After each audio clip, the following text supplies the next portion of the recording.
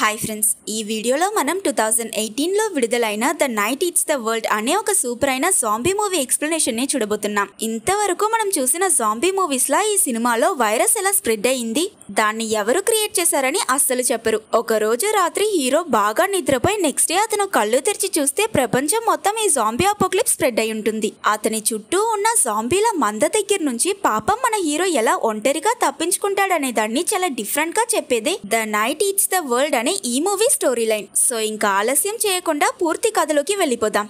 Open చేస్తే ఈ cinema hero Sam ని చూపిస్తారు. అతను ఒక మ్యూజిషియన్. శామ్ ఇప్పుడు అతని ఎక్స్ గర్ల్ ఫ్రెండ్ అయిన ఫానీ అనే అమ్మాయిని కలవడం కోసం తన అపార్ట్మెంట్ కి వెళ్తున్నాడు. అక్కడికి వెళ్లి చూస్తే ఫానీ తన ఫ్లాట్ లో ఒక పెద్ద పార్టీ అరేంజ్ చేసి ఉంటుంది. అయినా ఈ విషయం హీరో శామ్ కి తెలియదు. ఫానీ శామ్ ని చూడగానే అతన్ని హక్ చేసుకుని వెల్కమ్ చేసి తన ప్రెసెంట్ బాయ్ ఫ్రెండ్ ని హీరోకి ఇంట్రొడ్యూస్ చేస్తుంది. అలాగే శామ్ ని పార్టీ అయ్యేంత వరకు ఉండి ఎంజాయ్ చేయమని ఇన్వైట్ చేసింది. ఫానీని తన బాయ్ ఫ్రెండ్ హక్ చేసుకుని వాళ్ళిద్దరూ చాలా క్లోజ్ గా ఉండడం చూసిన శామ్ కొంచెం జెలస్ గా ఫీల్ అవుతాడు. నేను నీ దగ్గరున్న నా మ్యూజిక్ టేప్స్ తీసుకువెళ్ళడానికి ఇక్కడికి వచ్చా, అది నాకు ఇస్తే నేను ఇక్కడ నుంచి వెళ్ళిపోతానని శామ్ చెప్తాడు. దానికి ఫానీ అతన్ని కొంచెం సేపు వెయిట్ చేయమని చెప్పి తన బాయ్ ఫ్రెండ్ తో వెళ్ళిపోతుంది. సరే అని శామ్ కూడా అక్కడ కూర్చుని తన కోసం వెయిట్ చేస్తూ ఉంటాడు. చాలా సేపు అయినా ఫానీ తిరిగి రాదు. తను తన ఫ్రెండ్స్ తో బిజీగా ఉండడం చూసిన శామ్ అక్కడ పార్టీలో సర్వ్ చేస్తున్న మందు తాగి ఒంటరిగా టైం పాస్ చేస్తుంటాడు. ఇలా ఎంతసేపు వెయిట్ చేసినా తను రాకపోవడంతో శామ్ టెన్షన్ అయి తన దగ్గరికి వెళ్లి నా మ్యూజిక్ టేప్స్ ఎక్కడున్నాయో చెప్పు, నేను అవి తీసుకుని ఇక్కడ నుంచి వెళ్ళిపోతానని చెప్తాడు. దానికి ఫానీ అవి ఈ హాల్ లైన్ లో ఉన్న నా ఆఫీస్ రూమ్ లో ఉన్నాయి, అక్కడ చాలా ప్రశాంతంగా ఉంటుంది, కాబట్టి నువ్వు వెళ్ళి అక్కడ వెయిట్ చేయి, కాసేపట్లో నేను అక్కడికి వస్తానని చెప్తుంది. సరే అని ఇతను ఆ ఆఫీస్ వైపుకి వెళ్తున్నప్పుడు దారిలో ఒక అతను శామ్ ని గుద్దేస్తాడు. అలాగే అక్కడ ఉన్న వాళ్ళు కూడా కొంచెం తేడాగా బిహేవ్ చేస్తుంటారు. కానీ శామ్ అది పెద్దగా పట్టించుకోకుండా పార్టీ కాబట్టి వాళ్ళు డ్రగ్స్ యూస్ చేస్తున్నారని అనుకుంటాడు. శామ్ ఆ ఆఫీస్ రూమ్ లోపలికి వెళ్ళాక కూడా అతనికి ఇంకా ఆ పార్టీ సౌండ్ వినిపిస్తుంది. సో అతను ఆ రూమ్ డోర్ ని క్లోజ్ చేసి తన మ్యూజిక్ టేప్స్ ని వెతకడం మొదలు పెట్టాడు. ఒక కార్డ్బోర్డ్ బాక్స్ లో ఆ టేప్స్ అన్ని ఉండడం చూసి వాటిని తీద్దామని శామ్ ప్రయత్నిస్తాడు. అప్పుడు ముందు సీన్ లో ఒక అతను శామ్ ని గుద్దేసుంటాడు కాబట్టి దాని వల్ల ఇప్పుడు శామ్ ముక్కులో నుంచి రక్తం కారుతుంది. కాబట్టి శామ్ ఒక టిష్యూ పేపర్ తో ఆ బ్లడ్ ని క్లీన్ చేస్తూ ఒక సోఫాలో వెళ్లి కూర్చుని రిలాక్స్ అవుతాడు. బట్ అతను డ్రింక్ చేసుంటాడు కాబట్టి కొంచెంసేపులోనే నిద్రపోతాడు. ఆ సమయంలో మనకి బ్యాక్గ్రౌండ్ లో బయట పార్టీలో ఉన్న వాళ్ళు భయంకరంగా అరిచే అరుపులు వినిపిస్తాయి. ఇవేవీ తెలియని శామ్ రాత్రంతా అక్కడే ప్రశాంతంగా నిద్రపోయి నెక్స్ట్ డే తెల్లవారి నిద్రలిగుస్తాడు. అతని క్యాసెట్స్ ని తీసుకుని ఇంటికి వెళ్దాం అనుకుని బయటకొచ్చి చూస్తే ఆ ఫ్లాట్ లో ఒక్కరు కూడా ఉండరు. అది మాత్రం కాకుండా ఆ ప్లేస్ అంతా ఏదో భూకంపం వచ్చినట్టు వస్తువులన్నీ అటు ఇటు పడుంటాయి. అందులోనూ చుట్టూ గోడలంతా రక్తం ఉండడం చూసిన శామ్ అలర్ట్ అయి సెల్ఫ్ డిఫెన్స్ కోసం చేతిలో ఒక ఆబ్జెక్ట్ పట్టుకుని అక్కడ ఎవరైనా ఉన్నారా అని చెక్ చేస్తాడు. కింద స్టేర్స్ లో ఫానీ ఇంకా ఇంకో అమ్మాయి కూర్చుని ఉండడం చూసి శామ్ తనని పిలుస్తాడు. వెంటనే వాళ్ళిద్దరూ ఇతనిపై అటాక్ చేసేటట్టు వస్తారు. ఫానీ ఫేస్ మొత్తం చూడ్డానికి రక్తంతో చాలా భయంకరంగా ఉండడం వల్ల శామ్ భయపడి త్వరగా డోర్ లాక్ చేసేస్తాడు. ఆ తరువాత శామ్ అక్కడ ఏం జరుగుతుందో తెలుసుకోవడం కోసం విండో నుంచి బయటకు చూస్తాడు. కింద రోడ్ లో ఒక చిన్న పిల్ల జాంబీలా మారి పరిగెడుతూ ఉంటుంది. అలాగే అతనికి ఆపోజిట్ లో ఉన్న అపార్ట్మెంట్ లో కూడా కొన్ని జాంబీస్ ని ఎదిరించి ఒక ఫ్యామిలీ పోరాడుతూ ఉంటారు. వాళ్ళు ఆ జాంబీస్ దగ్గర నుంచి తప్పించుకుని బయటకు వచ్చి కార్ లో అక్కడ నుంచి వెళ్లిపోవాలనుకుంటారు. కానీ వాళ్ళు చేసే సౌండ్స్ వల్ల అక్కడికి చాలా జాంబీస్ వచ్చి వాళ్ళని చంపిస్తాయి. శామ్ ఆ పార్టీలో చనిపోయిన వాళ్ళ ఫోన్స్ తీసి వాటిని చెక్ చేస్తాడు. ఆ ఫోన్ కి వచ్చిన వాయిస్ మెసేజ్ లో మాట్లాడుతున్న వ్యక్తిని కూడా ఒక జాంబీ అటాక్ చేసి చంపేసి ఉంటుంది. ఇలా కొన్ని మొబైల్స్ ని చెక్ చేసి ఈ జాంబీ అటాక్ ఇతనున్న సిటీని మాత్రం కాకుండా ఓవర్ నైట్ లో వరల్డ్ లో ఉన్న చాలా ప్లేసెస్ లో కూడా స్ప్రెడ్ అయిందని తెలుసుకుంటాడు. ఆ తరువాత శామ్ అతనున్న అపార్ట్మెంట్ టెర్రస్ మీదకి వెళ్లి చూసి షాక్ అయిపోతాడు. ఎందుకంటే ఆ సిటీ మొత్తంలో ఇతనికి ఎలాంటి మూమెంట్స్ కనిపించదు. సో బయటకు వెళ్లి చనిపోవడం కన్నా ఈ అపార్ట్మెంట్ లో ఉండడమే సేఫ్ అని అర్థం చేసుకుని ఆ ఫ్లాట్ గోడల్లో ఉన్న బ్లడ్ ఇరిగిపోయిన వస్తువులన్నిటినీ క్లీన్ చేయడం మొదలు పెడతాడు. ఇలా శామ్ క్లీన్ చేస్తూ ఉండగా ఆ ఫ్లాట్ కింద ఫ్లోర్ లో నుంచి ఏదో శబ్దం వినిపిస్తుంది. సో మీరే ఆలోచించండి, మీరు ఒక జాంబీ అపోక్లిప్స్ లో ఇరుక్కున్నారు, చుట్టూ మనుషులే లేరనుకుని మీ పని మీరు చేసుకుంటూ ఉన్నప్పుడు హఠాత్తుగా ఇలా ఏదైనా శబ్దం వినిపిస్తే మీరు ఎలా ఫీల్ అవుతారు? భయంలో వణికిపోతారు కదా. ఇక్కడ హీరో కూడా ఆల్మోస్ట్ అలానే ఫీల్ అవుతున్నాడు. అప్పుడు సడన్ గా ఎవరో కింద నుంచి బుల్లెట్ ఫైర్ చేస్తారు. అది చూసిన శామ్ మెల్లగా ఆ హోల్ హోల్ దగ్గరకు వచ్చి కిందకు తొంగి చూస్తే అక్కడ ఒక ముసలాయన సూసైడ్ చేసుకుని ఉంటాడు. బై ఛాన్స్ ఫ్యూచర్ లో అతను ఒక జాంబీతో ఫైట్ చేయాల్సి వస్తే ఆ టైంలో చేతిలో ఒక గన్ ఉంటే అతని సేఫ్టీకి మంచిదనిపించి దాన్ని తీసుకోవడం కోసం ఆ ముసలాయన ఫ్లాట్ లో వేరే ఎవరూ లేరని కన్ఫర్మ్ చేసుకున్న తరువాత శామ్ కిందకు వెళ్ళాడు. యాక్చువల్లీ ఈ ముసలాయన వైఫ్ ఒక జాంబీ కొరకడం వల్ల ఇన్ఫెక్ట్ అయిపోయి ఉంటుంది కనుక ఆయన తనని చంపి తరువాత అతను కూడా సూసైడ్ చేసుకున్నాడు. శామ్ ఆ ముసలాయన చేతిలో ఉన్న గన్ తీసుకున్నాక ఆ రూమ్ మొత్తం వెతికి దానికి కావలసిన క్యాట్రిజ్ ని కూడా తీసుకుంటాడు. నెక్స్ట్ చేతిలో ఆ గన్ పట్టుకుని ఆ రూమ్ నుంచి బయటకు వచ్చి వాళ్ళ అపార్ట్మెంట్ మొత్తం చెక్ చేస్తాడు. స్టెప్స్ దిగుతున్నప్పుడు ఆ బిల్డింగ్ లో ఓపెన్ అయి ఉన్న రూమ్ స్టోర్ అన్ని లాక్ చేసుకుంటూ కిందకొచ్చి చూస్తే అక్కడ ఆ బిల్డింగ్ మెయిన్ డోర్ ఓపెన్ అయి ఉంటుంది. అందులోనూ ఆ డోర్ ముందు ఆపోజిట్ డైరెక్షన్ ని చూస్తూ ఒక జాంబీ కూడా ఉంటుంది. బయట ఉన్న జాంబీస్ ఏవి లోపలికి రాకూడదు కాబట్టి అతను మెల్లగా వెళ్లి ఆ డోర్ ని క్లోజ్ చేసేస్తాడు. పక్కనే ఉన్న సెక్యూరిటీ గార్డ్ రూమ్ లో ఈ బిల్డింగ్ లో ఉన్న అన్ని ఇళ్ల స్పార్ కీస్ ఉంటాయి. వాటిని తీసుకుని అక్కడే ఉన్న ఫ్రిడ్జ్ లో ఇతనికి దొరికిన ఫుడ్ ఐటమ్స్ ఇంకా నైఫ్స్ అని యూస్ అయ్యే వస్తువులన్నీ తీసుకుంటాడు. ఇక శామ్ ఒంటరిగానే బ్రతకాలి కనుక అతనికి కావలసిన ఫుడ్ సప్లై ని అరేంజ్ చేసుకోవాలని నిర్ణయించుకున్నాడు. సో శామ్ అతనికి దొరికిన కీస్ పట్టుకుని ముందు ఒక ఫ్లాట్ కి వెళ్తాడు. అక్కడ లాక్ అయి ఉన్న డోర్ ని ఓపెన్ చేసి గన్ పట్టుకుని అతను లోపలికి వెళ్ళగానే సడన్ గా ఒక జాంబీ అతన్ని అటాక్ చేస్తుంది. దాని వల్ల శామ్ అనుకోకుండా అతని చేతిలో ఉన్న గన్ ని తిప్పి పట్టుకోవడం వల్ల ఆ జాంబీని షూట్ చేయలేకపోతాడు. ఈ సౌండ్ వినిపించి లోపల ఉన్న ఈ జాంబీ భార్య ఇంకా కూతురు జాంబీస్ కూడా బయటకు వస్తారు. వాళ్ళని చూసిన శామ్ వెంటనే ఈ జాంబీని తోసేసి బయటకు వెళ్లి తలుపేసిస్తాడు. అలాగే నెక్స్ట్ టైం ఈ ఫ్లాట్ లోకి వెళ్లడం డేంజర్ అనే దాన్ని ఐడెంటిఫై చేయడం కోసం డోర్ మీద ఒక క్రాస్ డ్రా చేస్తాడు. ఆ తరువాత అతను ఇంకో ఫ్లాట్ కి వెళ్తాడు. ఈసారి ఇందులో ఎవరు ఉండరు కాబట్టి అక్కడ అతనికి దొరికిన ఫుడ్ వెపన్స్ అన్ని తీసుకుంటాడు.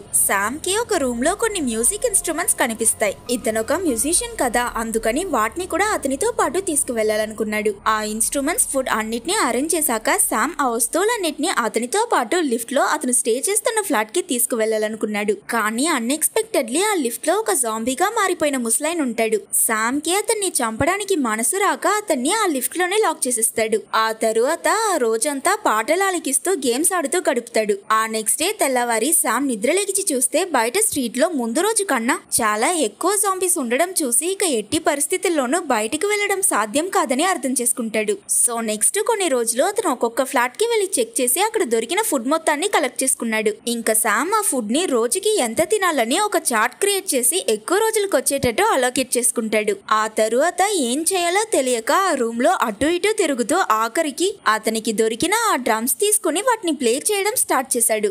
ఎవరూ లేరని శామ్ అతనికి నచ్చినట్టు ప్లే చేస్తున్నప్పుడు సడన్ గా బయట నుంచి ఏదో శబ్దం వినిపిస్తుంది. అదేంటో తెలుసుకోవడానికి శామ్ విండో దగ్గరికి వెళ్లి చూస్తే ఇంతసేపు అతను వాయించిన ఆ డ్రమ్ సౌండ్ విని చాలా జాంబీస్ అక్కడికి వచ్చేసింటాయి. సో వెంటనే ఇతను ఆ రూమ్ లో సౌండ్ చేసే వస్తువులన్నిటిని ఆఫ్ చేసేస్తాడు. ఆ తరువాత ఏం చేయకుండా ఊరికే అక్కడే ఉండడం అతనికి బోర్ కొడుతుంది కాబట్టి టైం పాస్ కోసం అతనికి దొరికిన టాయ్ గన్ తో బయటన జాంబీస్ ని ఎయిమ్ చేస్తాడు. ఆ గన్ వెపన్ కాదు, అందులో నుంచి పెయింట్ మాత్రమే బయటకు వస్తుంది. శామ్ దానితో ఆ జాంబీస్ ని షూట్ చేసి ఆడుకుంటాడు. ఒక రోజు శామ్ అతని రూమ్ లో నుంచి ఏదో బ్యాడ్ స్మెల్ రావడాన్ని గమనిస్తాడు. కింద ఫ్లోర్ లో ఒక ముసలాయన అతని భార్యని చంపి సూసైడ్ చేసుకుని ఉంటాడు కదా, వాళ్ళ బాడీస్ డీకంపోజ్ అవ్వడం వల్లే ఈ బ్యాడ్ స్మెల్ వస్తుందని అర్థం చేసుకున్న శామ్ వాళ్ళ డెడ్ బాడీస్ ని బయటకు విసిరేయడం కోసం తీసుకువెళ్తాడు. ఆయన ఆఖరి నిమిషంలో వాళ్ళ శవాలని ఇలా క్రూరంగా రోడ్ మీదకు విసిరేయడానికి మనసు రాక ఆ ఇద్దరి బాడీస్ ని వాళ్ళ బెడ్రూమ్ లో పడుకోబెట్టి మధ్యలో వాళ్ళు కలిసి తీసుకున్న ఫ్యామిలీ ఫోటోని పెడతాడు. తరువాత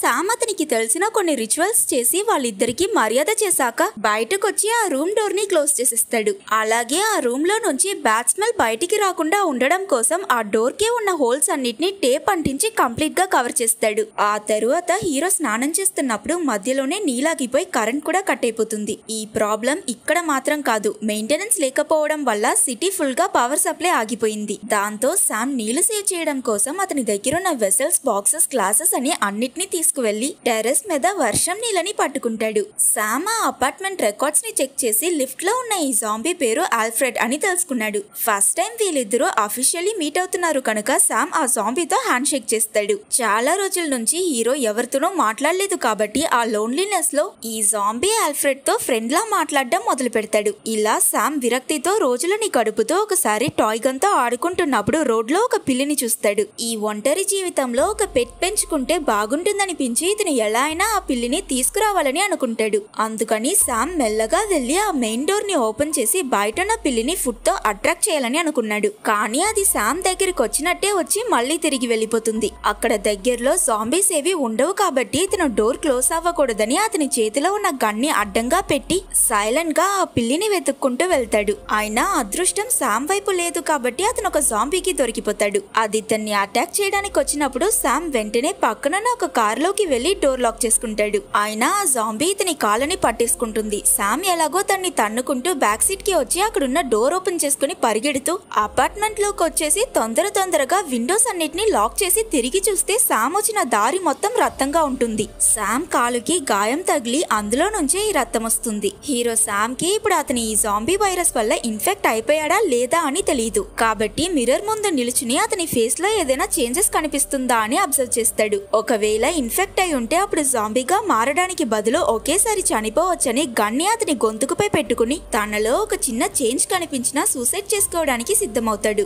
అలా రాత్రి అయ్యాక కూడా ఇతని శరీరంలో ఎలాంటి మార్పులు ఉండవు కనుక శామ్ అతను ఇన్ఫెక్ట్ అవ్వలేదని సంతోషపడతాడు. మరుసటి రోజు తెల్లవారి ఇతను పెంచుకుంటున్న చెట్లకి నీళ్లు పోస్తున్నప్పుడు వేరే ఎవరో ఆ రూమ్ లో ఉన్నట్టు శామ్ కి అనిపిస్తుంది. ఒకవేళ బయట నుంచి ఈ శబ్దం వినిపిస్తుందేమో అని అనుకుని అతను ఒక బైనాకులర్ లో చూస్తూ ఉన్నప్పుడు శామ్ కి ఒక బిల్డింగ్ లో ఒక్క సెకండ్ ఎవరిదో ఒక చెయ్యొచ్చి వెళ్ళినట్టు కనిపిస్తుంది. అక్కడ తనలానే వేరే ఎవరైనా ఉండొచ్చని శామ్ ఒక చిన్న హోప్ తో ఎంతసేపు చూసినా అతనికి ఆ బిల్డింగ్ లో వేరే ఎలాంటి మూమెంట్స్ కనిపించదు. మేబీ ఇదంతా అతని భ్రమ ఉండొచ్చని శామ్ అనుకుంటాడు. వింటర్ వచ్చాక ఒక రోజు రూమ్ లో టెంపరేచర్ చాలా తక్కువగా ఉండడం వల్ల శామ్ చలికి వణికిపోతుంటాడు. సో అంత చలిని తట్టుకోవడానికి హీటర్ అవేవి లేకపోవడం వల్ల హాట్ వాటర్ లో స్నానం చేస్తాడు. సో ఇప్పుడు శామ్ దగ్గర ఉన్న ఫుడ్ స్టాక్ కూడా తగ్గిపోయింది కాబట్టి అతను ఎప్పటికీ ఈ అపార్ట్మెంట్ లోనే ఉండలేనని అర్థం చేసుకుంటాడు. అందుకని బయటకు వెళ్తే ఆ జాంబీస్ ఇతన్ని చంపేస్తాయి కాబట్టి ఇతను ఏం చేయాలో ఆలోచిస్తూ ఏ ఐడియా దొరకక ఆఖరికి పిచ్చి పట్టిన వాడిలా ఏం జరిగినా పర్వాలేదని మళ్ళీ ఆ డ్రమ్స్ ప్లే చేయడం మొదలు పెట్టాడు. కావాలనే శామ్ స్పీకర్ లో సౌండ్ ఫుల్ గా పెట్టి చాలా ఆక్రోషంగా డ్రమ్స్ వాయించి చుట్టుపక్కల ఉన్న జాంబీస్ అన్నిటిని ఇతని వైపుకి వచ్చేటట్టు చేసుకున్నాడు.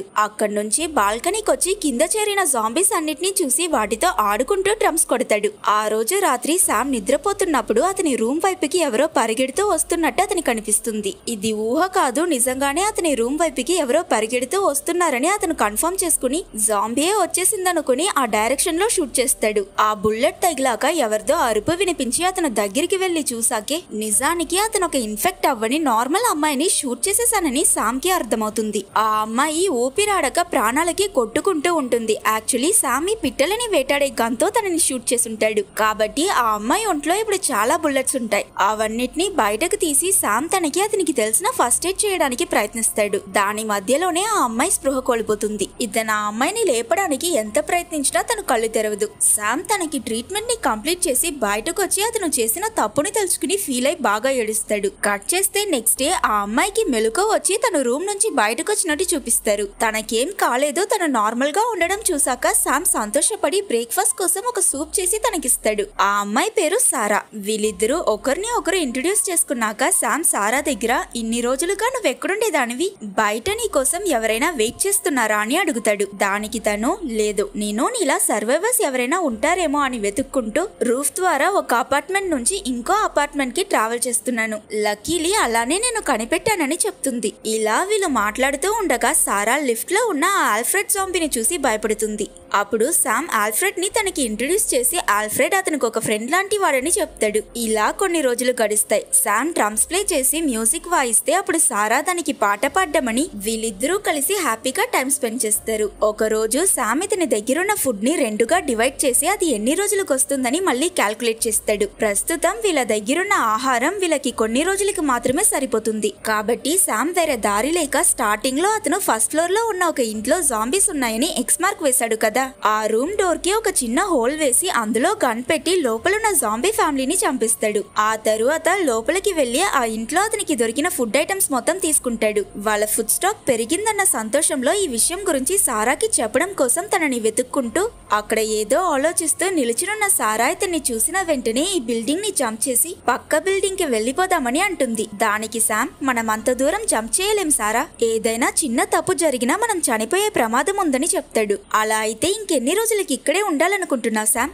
ఈసారి నీకు ఈ బిల్డింగ్ లో ఫుడ్ దొరికింది, కానీ ప్రతిసారి దొరకదు కదా, అప్పుడేం చేస్తావు? ఆకలితో చనిపోతావా అని సారా అతనితో గొడవపడి వెళ్లిపోతుంది. ఆ తరువాత శామ్ తను చెప్పిన దాని గురించి కొంచెంసేపు ఆలోచించి సారా రూమ్ దగ్గరికి వెళ్లి, నువ్వు చెప్పింది నిజమే, మనం ఎప్పటికీ ఇక్కడే ఉండలేం, నేనే అది అర్థం చేసుకోలేకపోయాను సారా, ఐఎమ్ సారీ, మనమిద్దరం కలిసి ఇక్కడ నుంచి వెళ్లిపోదామని పిలుస్తాడు. కానీ అప్పుడే ఆ డోర్ బయట నుంచి లాక్ అయ్యిందన్న విషయాన్ని శామ్ గమనించాడు. సరే అని ఇతను డోర్ ఓపెన్ చేసుకుని లోపలికి వెళ్లి చూస్తే అక్కడ బెడ్ మీద సారా డెడ్ బాడీ ఉంటుంది. అది చూసి అసలు అక్కడ ఏం జరుగుతుందో అర్థం కాక హీరో శామ్ చాలా భయపడతాడు. ఇక్కడే ఈ మూవీలో ఎవరూ ఎదురు చూడని ఒక ట్విస్ట్ పెడతారు. నిజానికి ఇతను ఆ రోజు ఆ అమ్మాయిని షూట్ చేసినప్పుడే తను ఎక్కువ బ్లడ్ లాస్ వల్ల చనిపోయింది. ఇంతవరకు శామ్ సారాతో గడిపిన మొమెంట్స్ అన్ని అతని ఇమాజినేషన్. ఒంటరితనం ఎక్కువ అవడం వల్ల సబ్ కాన్షియస్లీ హీరో అతనితో ఒకరు ఉన్నట్టు ఊహించుకున్నాడు. ఆ విషయం తెలుసుకున్నాక ఆ అమ్మాయిని అతని చేతులతో చంపేశానని శామ్ బాగా ఏడుస్తాడు. అతని ఎమోషన్స్ అన్ని నార్మల్ అయ్యాక సారా శవాన్ని ఒక వైట్ క్లాత్ తో కవర్ చేసి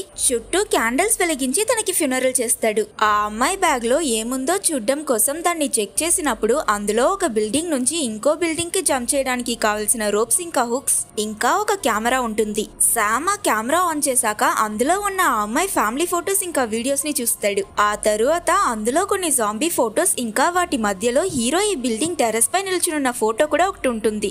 అప్పుడే శామ్ కి అతను ఇక్కడ ఉన్నాడన్న విషయం తెలుసుకుని ఆ అమ్మాయి ఇతన్ని వెతుక్కుంటే ఇక్కడికి వచ్చిందని అర్థమవుతుంది. కానీ ఇతను తనని చంపేశానని బాధపడి బాగా ఎమోషనల్ అయి ఏడుస్తాడు. ఎంతైనా ఈ ఇన్సిడెంట్ వల్ల హీరో శామ్ కి అతను శాశ్వతంగా ఈ అపార్ట్మెంట్ లోనే ఉండలేనన్న విషయం అర్థమైంది. సో అక్కడ నుంచి వెళ్లడానికి ముందు అతని మ్యూజిక్ క్యాసెట్స్ అన్నిటిని పెట్రోల్ పోసి కాల్చేస్తాడు. తరువాత టెర్రస్ పైకి వెళ్లి రోప్ ఇంకా హుక్స్ ని రెడీ చేస్తూ ఉన్నప్పుడు మధ్యలో అతనికి ఆల్ఫ్రెడ్ గుర్తుకొస్తాడు. కాబట్టి శామ్ వెంటనే ఆ లిఫ్ట్ దగ్గరికి వెళ్లి అందులో లాక్ అయిన ఆల్ఫ్రెడ్ ని రిలీజ్ చేసి ఆ జాంబీని ఒక ఫ్లోర్ లో ఉన్న ఇంటికి తీసుకువెళ్లి, ఇకపై నువ్వు ఈ ఇంట్లో చాలా ఫ్రీగా బ్రతకొచ్చు ఆల్ఫ్రెడ్ అని చెప్తాడు. ఆ జాంబీ ఇంట్లోకి వెళ్లిపోయాక శామ్ డోర్ క్లోజ్ చేసి దాన్ని లాక్ చేస్తాడు. అతను వచ్చిన పని పూర్తి చేసుకుని శామ్ తిరిగి టెర్రస్ కి వెళ్లాలనుకున్నప్పుడు సడన్ గా ఆ అపార్ట్మెంట్ ఫైర్ అలారం మోగుతుంది. యాక్చువల్లీ అది శామ్ కాల్చిన క్యాసెట్స్ నుంచి వచ్చిన స్మోక్ వల్ల స్టార్ట్ అయ్యింది. ఇందులో ప్రాబ్లం ఏంటంటే ఆ సౌండ్ విని చుట్టుపక్కలున్న జాంబీస్ అన్ని అపార్ట్మెంట్ డోర్ బదులు కొట్టుకుని లోపలికి వచ్చేస్తాయి. ఆ జాంబీస్ అన్ని శామ్ ని అటాక్ చేయడానికి ప్రయత్నించడంతో అతను వాటి దగ్గర నుంచి తప్పించుకోవడానికి ఇంతకు ముందు ఆల్ఫ్రెడ్ ని లాక్ చేసిన ఆ లిఫ్ట్ లోకి వెళ్లి డోర్ లాక్ చేసుకుంటాడు. ఆ లిఫ్ట్ బయటికి చేరిన జాంబీస్ అన్ని ఆ మెటల్ డోర్ లో నుంచి చెయ్యొదిలి శామ్ ని పట్టుకోవాలనుకుంటాయి. లక్కీలీ ఇతను జస్ట్ మిస్ లో ఎస్కేప్ అయిపోతాడు. ఇప్పుడు లిఫ్ట్ పనిచేయట్లేదు కాబట్టి శామ్ అక్కడున్న ఐరన్ రాడ్స్ ని పట్టుకుని ఎలాగో కష్టపడి పైకెక్కుకుంటూ మీద ఫ్లోర్ కి వస్తాడు. అక్కడున్న ఒక జాంబీ శామ్ ని చూడగానే అతన్ని కొరకడానికి వస్తుంది. హీరో దాని దగ్గర నుంచి పరిగెడుతూ ఒక క్లాత్ తో ఆ జాంబీ ఫేస్ ని కవర్ చేసి దాన్ని కిందకు తోసేస్తాడు. అది లెగిచి మళ్ళీ ఇతని వెనకాల రాకుండా ఉండడానికి ఒక సోఫాని దానిపై తోసి పారిపోతాడు. ఇప్పుడు ఈ ఫ్లోర్ లో నుంచి శామ్ టెర్రస్ కి వెళ్లాలంటే స్టెప్స్ ని యూస్ చేయడం తప్ప వేరే దారి లేదు. కానీ స్టెప్స్ లో చాలా జాంబీస్ ఉంటాయి. బట్ అక్కడ ఆ క్యాసెట్స్ కాల్చిన పొగ ఎక్కువగా ఉండడం వల్ల ఆ జాంబీస్ కి సరిగా కళ్ళు కనిపించదు. హీరో దాన్ని అడ్వాంటేజ్ గా తీసుకుని చిన్న సౌండ్ కూడా చేయకుండా మెల్లమెల్లగా నడుస్తూ ఆ జాంబీస్ కి దొరకకుండా టెర్రస్ కి వచ్చేస్తాడు. నెక్స్ట్ ఒక్క సెకండ్ కూడా వెయిట్ చేయకుండా శామ్ ఆ రోప్ ని అక్కడున్న గజాలకి కట్టి ఆ హూక్ ని ఆపోజిట్ లో ఉన్న బిల్డింగ్ మీదకి విసురుతాడు. కానీ అది క్లిక్ అవ్వదు. ఇలా అతను ట్రై చేస్తూ ఉన్నప్పుడు అక్కడికి ఇంకో జాంబీ వచ్చేస్తుంది. ఇతను ఎలాగో ఒక 2-3 అటెంప్ట్స్ తర్వాత ఆ హూక్ ని కరెక్ట్ గా వేసి ఆ జాంబీ అతన్ని కొరికేస్తుందన్న భయంలో ఐడియా లేక దూకేస్తాడు. దానివల్ల హీరో శామ్ స్పీడ్ గా వెళ్లి ఆపోజిట్ అపార్ట్మెంట్ గోడని గుద్దుకుని అన్కాన్షియస్ అయిపోతాడు. ఇలా చాలా సేపు వేలాడుతూ ఉన్న అతనికి మెలకువ వచ్చి చూస్తే పక్కనే గ్లాస్ విండోలో నుంచి ఒక జాంబీ ఇతన్ని చూస్తూ ఉంటుంది. ఆ విండో లాక్ అయి ఉండడం వల్ల ఇతను తప్పించుకున్నాడు. గోడకి ఫోర్స్ గా గుద్దుకోవడం వల్ల ఇతని తలకి బాగా గాయం తగిలి రక్తం కారుతున్నా ఎలాగో శామ్ కష్టపడి ఆ అపార్ట్మెంట్ టెర్రస్ మీదకి ఎక్కుతాడు. అండ్ ఇక్కడే హీరోకి ఒక పెద్ద షాక్. ఏంటంటే ఆ టెర్రస్ పై ఇతనిలానే ఎవరో పాట్స్ పెట్టి రెయిన్ వాటర్ ని కలెక్ట్ చేస్తున్నారు. అది మాత్రం కాకుండా ఇతనికి చాలా మంది మనుషులు మాట్లాడే సౌండ్ కూడా వినిపిస్తుంది. ఈ జాంబీ అపోక్లిప్స్ లో హీరోలానే చాలా మంది మనుషులు ఇంకా ప్రాణాలతోనే ఉన్నా వాళ్ళు సౌండ్ చేస్తే జాంబీస్ అన్ని వాళ్ళని అటాక్ చేస్తాయన్న కారణం వల్ల సర్వైవర్స్ అందరూ సైలెంట్ గా వాళ్ళ అపార్ట్మెంట్స్ లోనే బ్రతుకుతున్నారు. ఒకవేళ హీరో శామ్ ముందే అనవసరంగా భయపడకుండా ఇక్కడికి వచ్చుంటే ఇన్ని కష్టాలు పడకుండా ఎప్పుడో మిగతా సర్వైవర్స్ ని కలిసి ఉండేవాడు. సో ఓవరాల్ గా ఇది ఒక జాంబీ సర్వైవల్ మూవీయే అయినా ఎండింగ్ లో మాత్రం భయపడుతూ ఉండడానికి బదులు ధైర్యం తెచ్చుకుని వన్స్ మన కంఫర్ట్ జోన్ నుంచి బయటకు వస్తే లైఫ్ లో మనం ఎక్స్పెక్ట్ చేయని ఎన్నో విషయాలని సాధించగలం అన్న మంచి మెసేజ్ తో ఈ మూవీని ఎండ్ చేస్తారు.